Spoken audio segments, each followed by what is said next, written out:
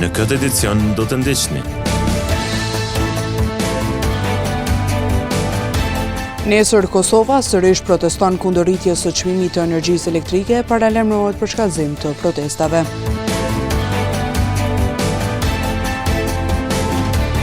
Menaxheri i prodhimit në biznesin Albi thotë se rritja e çmimit të energjisë elektrike do të ketë ndikime negative në sektorin e prodhimit.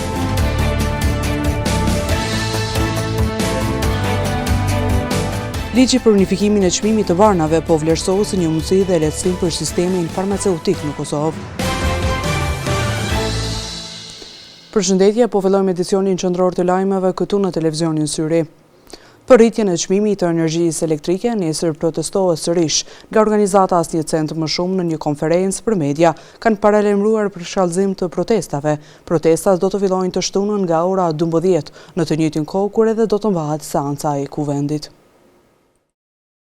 Iniciativa Asnjë Cent më shumë ka njoftuar se të shtunën në 19 prill nga ora 12 në sheshin Skënderbej në Prishtinë do të protestohet sërish kundër vendimit të ZRE-s për shtrejtimin e energjisë elektrike. Ashtu si që kemi paralajmëru, nesër do t'jetë protesta e radhës, e cila do të fillojë nga ora 12.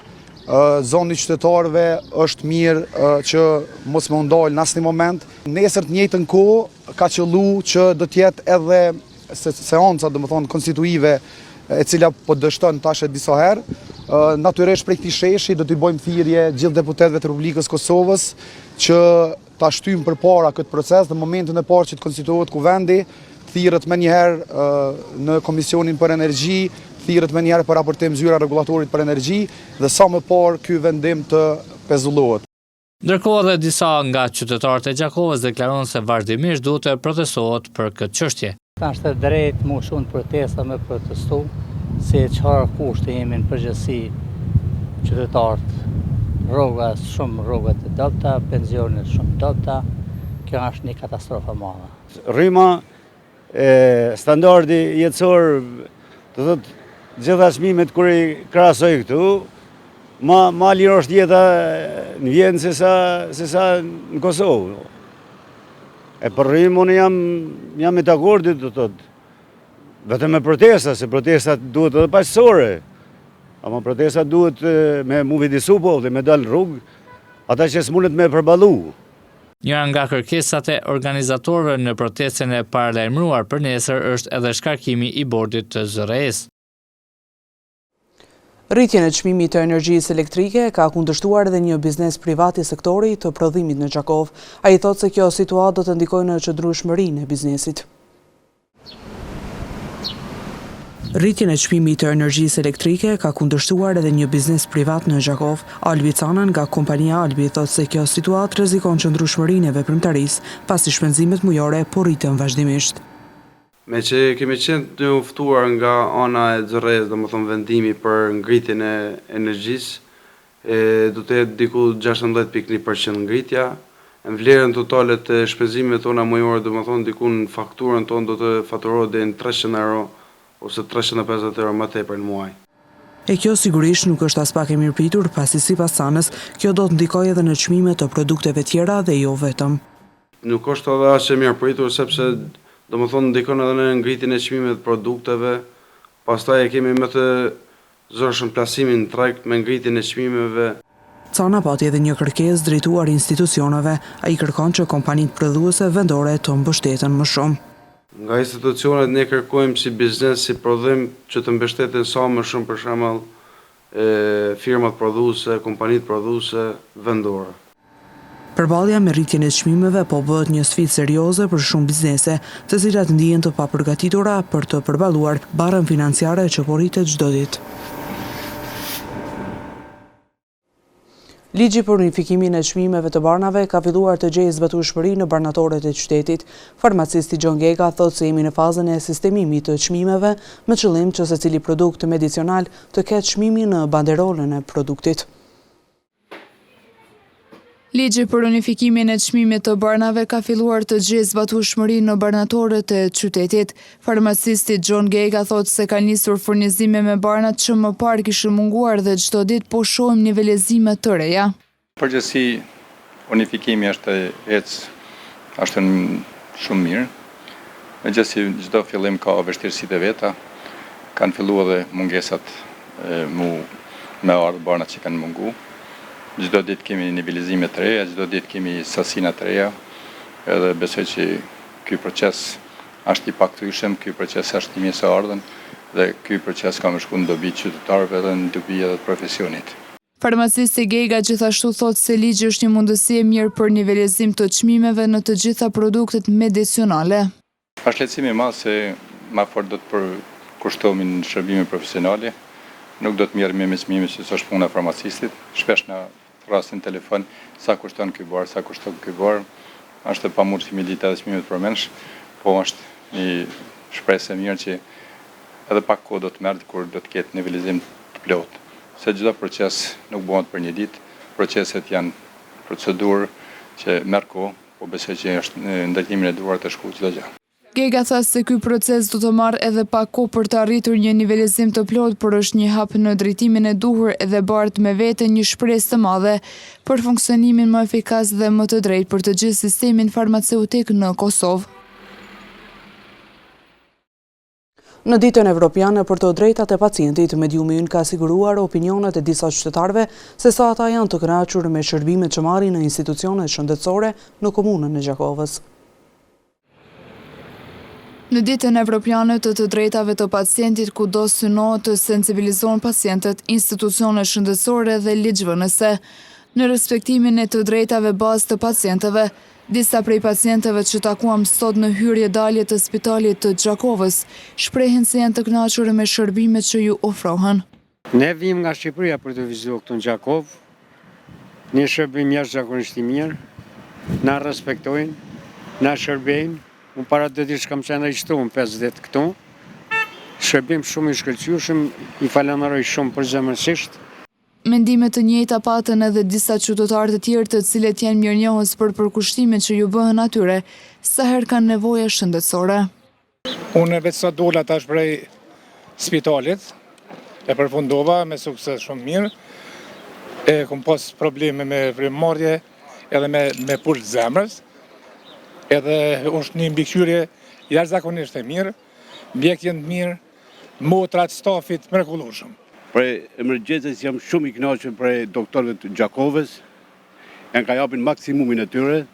E falenderoj stafin në përgjithësi e spitalit Isagajsa në Gjakovë, posaçërisht repartin e internos, kanë bënë një punë të mrekullueshme për shoqen time se që 10 ditë është këtu, sot veç është lëshu, ka arë në gjendje shumë të vështirë, sot shkon të shtëpia në gjendje shumë të mirë.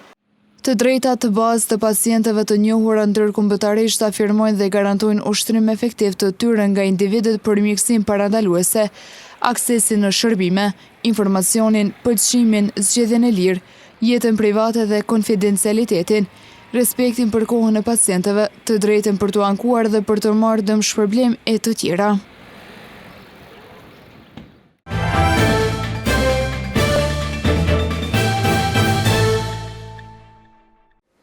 Procesin e rilicencimit të mësimdhënësve është duke realizuar edhe shkolla Mustafa Bakia në Gjakov. Zyrtarisht, licencat e reja të karrierës sot i morën 5 mësimdhënëse për të nisur një tjetër proces me mësimdhënëse të tjera. Si në shumë shkolla tjera në qytet, edhe në shkollën Mustafa Bakia, është duke u zhvilluar procesi i rilicencimit të mësimdhënësve bazuar në udhëzimet administrative në fuqi. Drejtoresha e shkollës, Zana Kurtishi Rudi, tha se këtë proces nisi me mësimdhënësit e klasëve të para. Këtë herë kemi fillu me klasët e para, që janë 5 mësimdhënëse, të cilat sot veç kanë pranuar vendimin e ricencimit, të cilat kanë kaluar procesin e formularit një të drejtorit, pastaj të vëzhgimit nga kolegu, pastaj të nxënësve dhe në fund edhe vetëvlerësimin e tyre si pjesë e totale e vlerësimit final.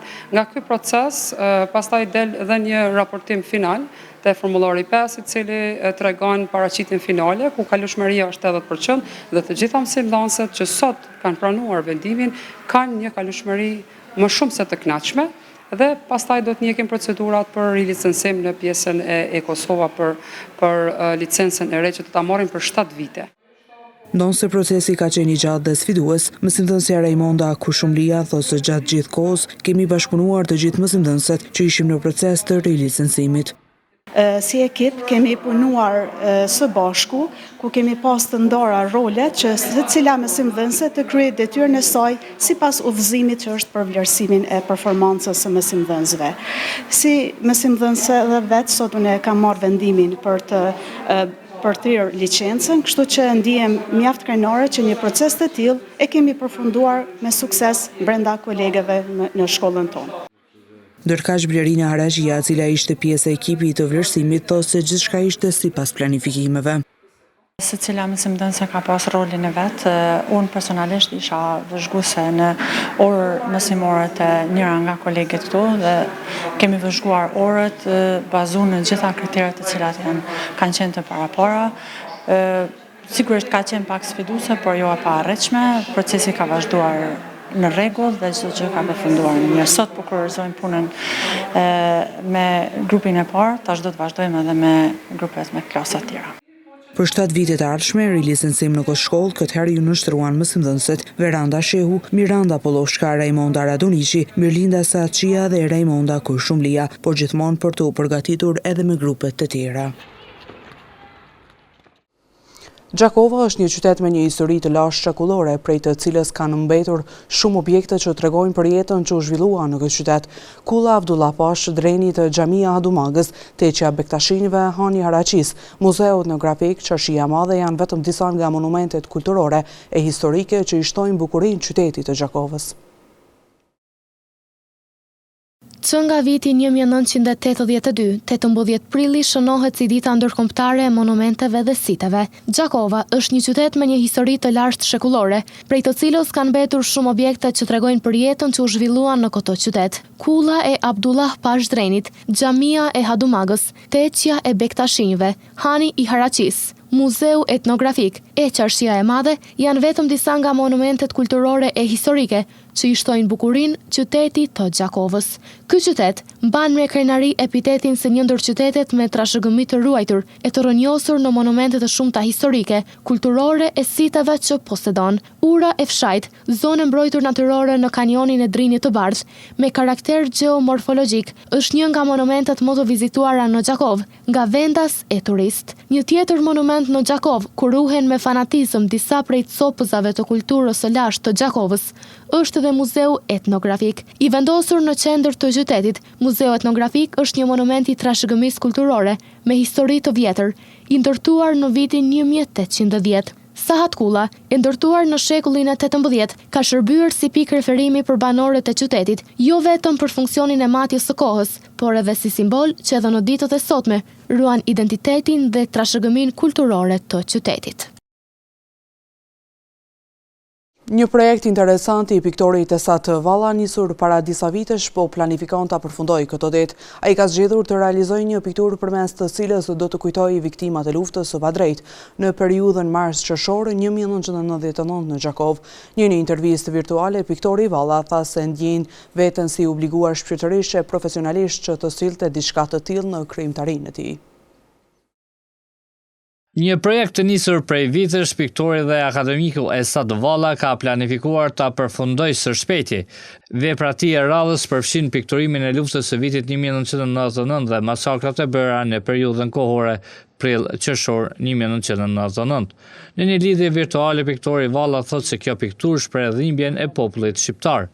Këto janë këtë figura që unë i njoh edhe që kanë përjetuar gati njëjtën periudhë gjatë prillit vitit 1999.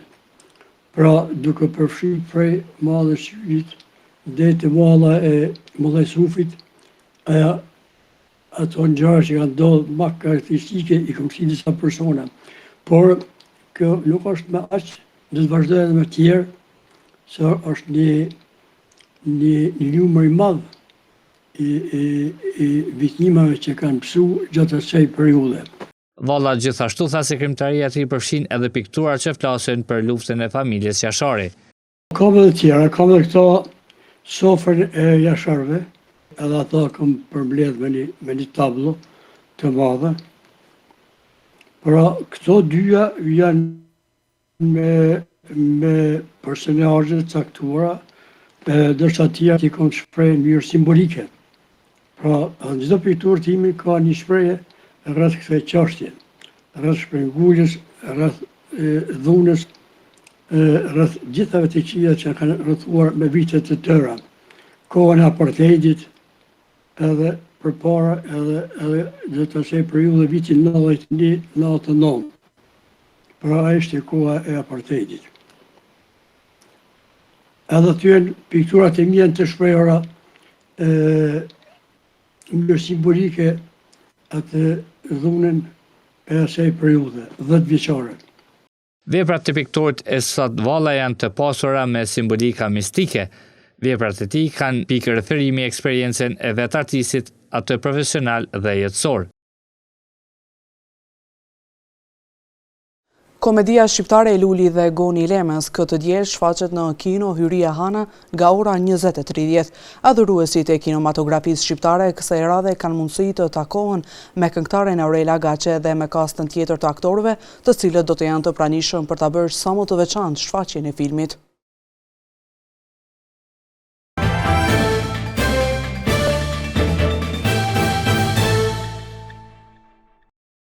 Shqiponia Gjakovës ka shënuar fitore të rëndësishme në kuadër të xhiros së parafundit të Superligës së Kosovës në handboll në konkurrencën e femrave.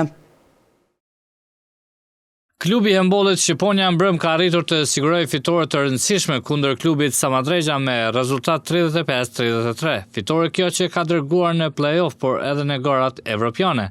Sekretari i klubit Dem Sadiku tha se vajzat kuqezi kanë bërë ndeshje të fortë duke fituar me njërin ndër klubet më të mira në Kosovë. Është e rëndësishme sepse me këtë fitore definitivisht e kemi siguruar play-offin, edhe kemi siguruar daljen në Evropë me përfaqësuar shtetin e Kosovës në Evropë, dhe ishte një fitore vërtet e vështirë, por e mrekullueshme, nga se vajzat e dhanë kontributin prej të parë deri te fundit, të gjitha luajtën tamam që duhet me mbrohen ngjyrat e një klubi. Sadiku tha se në play-off vajzat e Shqiponios do të ndeshen me vendin e parë i Stogun.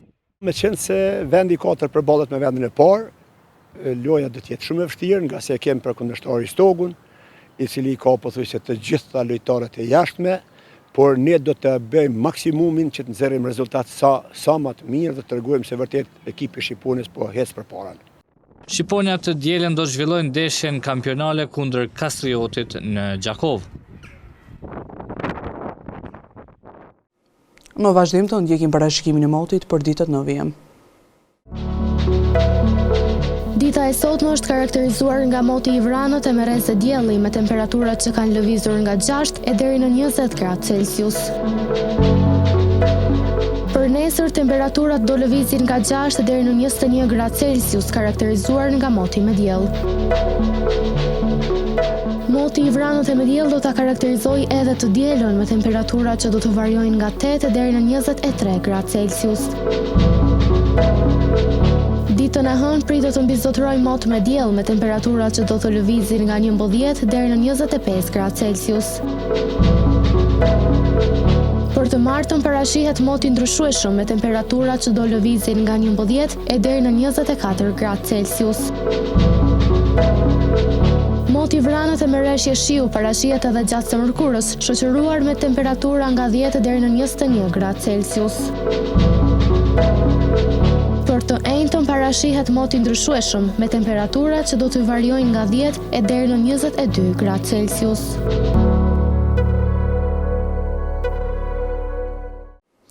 Para se të ndami, të ndjekim edhe një herë titujt kryesor të këtij edicioni.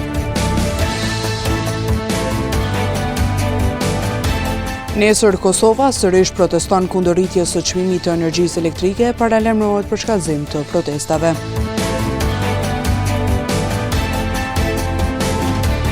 Menaxheri i prodhimit në biznesin Albi thotë se rritja e çmimit të energjisë elektrike do të ketë ndikime negative në sektorin e prodhimit.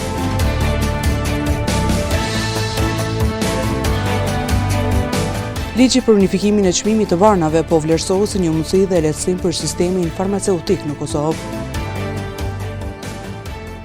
Këtu merr fund ky edicion qendror i lajmeve, ju mund të vazhdoni të na ndiqni në televizionin Syri, si dhe rrjetet tona sociale. Mirupafshim.